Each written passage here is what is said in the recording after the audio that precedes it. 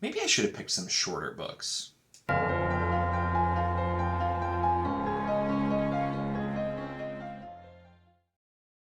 Hello and welcome to my channel. In this video, I'm going to be doing the update, which will be probably it's been 2 weeks since the last one, and I'll probably switch to a little bit more infrequent updates. I'll kind of see.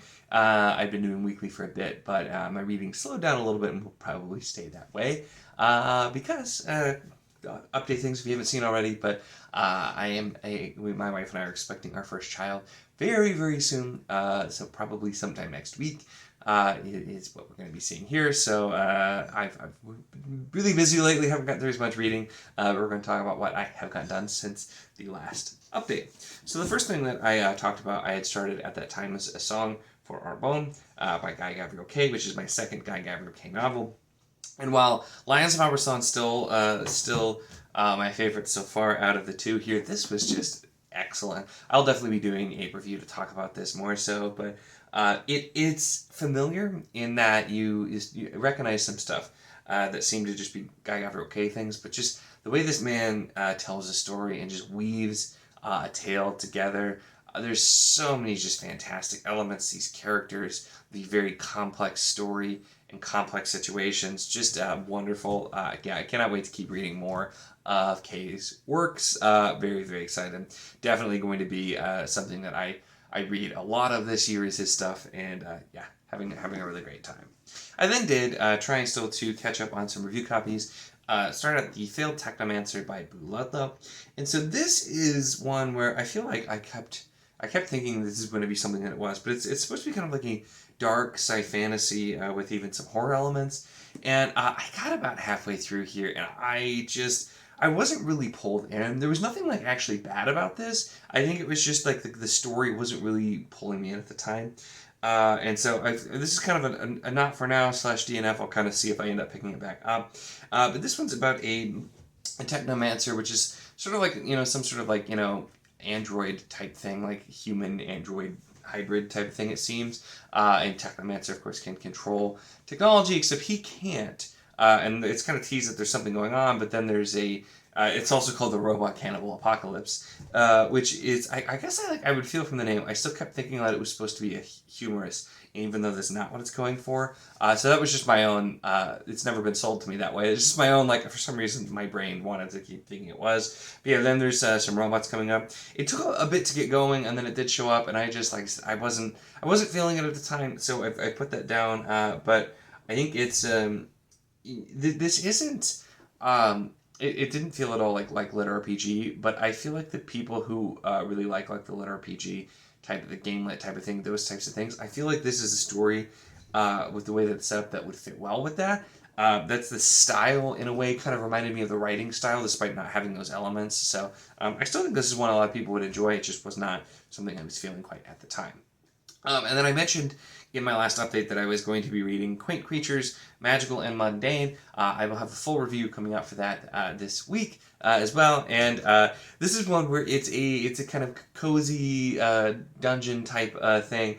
And so it's some elements, and like as I just talked from the last one, some elements that I'm not typically a huge fan of. I'm not big on cozy, and I'm not super big on those kind of like, the dungeon, the D&D elements, gamelet type of stuff. As I've definitely mentioned. However, this is by Andrew D. Meredith, so I was definitely going to try it. So I ended up listening to the audiobook. I finished it in one day. It's pretty, it's shorter, and I had a fun time with it, and I enjoyed it. It's one that it's definitely not, it's not nearly to my taste like the rest of the stuff he writes. He actually joked.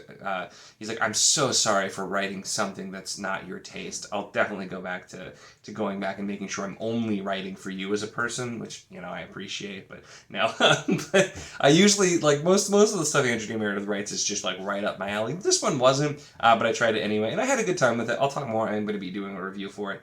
I'll talk more. I think a lot of people will like this even more than me, because I still had fun with it, even though it wasn't really my thing. I think people will like it, so we'll definitely be talking about that. I then did Empire of Ivory, which is ongoing buddy read that I've been doing with Murphy, and I enjoyed this one, but it was, this is kind of like book 2 was for me, where it's it's still not really recapturing the magic. And book 3 went up a little bit higher for me in the series. This one kind of went back down. It's just the base plot of this is the dragons are all sick and they need to find some food that will help cure them, and that's kind of the plot. And we spent a lot of time traveling again, looking around for this. There's some additions of the sort of political agenda type things in there as well, which I think those things are well done with the way that they are in there. But it's just I still feel like I don't have the magic of the first book still here with it. So I'll have to see if we're gonna continue on. But I know it's like the first 5 are supposed to be an arc, so probably we'll at least do that. But I'm still kind of on these so far with that. And then I mentioned as well, I have been spending a good amount of time with beta reading, which is also for Andrew D. Meredith, which is for a new book that is definitely more my thing. It's quite long, though. I'm about 40% through. I need to finish it this month, so that's kind of what I've been focusing on as well, because I'm trying to push through that. So I've been spending a lot of time there, which is, I'll talk in a minute. I still haven't gotten to another buddy read ahead going on this month with it. But then I needed an audiobook because I had some... I still like going to the office, like make commute and everything. I always do audio, and I didn't have anything going. The beta read, obviously, I can't, and then the other buddy read doesn't have audio yet, and I didn't have any Audible credits yet. So I finally started. I've been meaning to listen to the audio for Curse of the Mistwraith, which came out, and oh my gosh, it feels so good to be back. And already, I've been really looking forward to starting this. I don't know if I'm doing a full reread yet. We'll see if I can resist. But audio was a really good excuse to start this again, and especially since finishing the last book, I've been so curious to go back to the first book because there's just it's in so many ways it's like a completely different story, because knowing what you know now, you see things in such a different way, and it's been wonderful.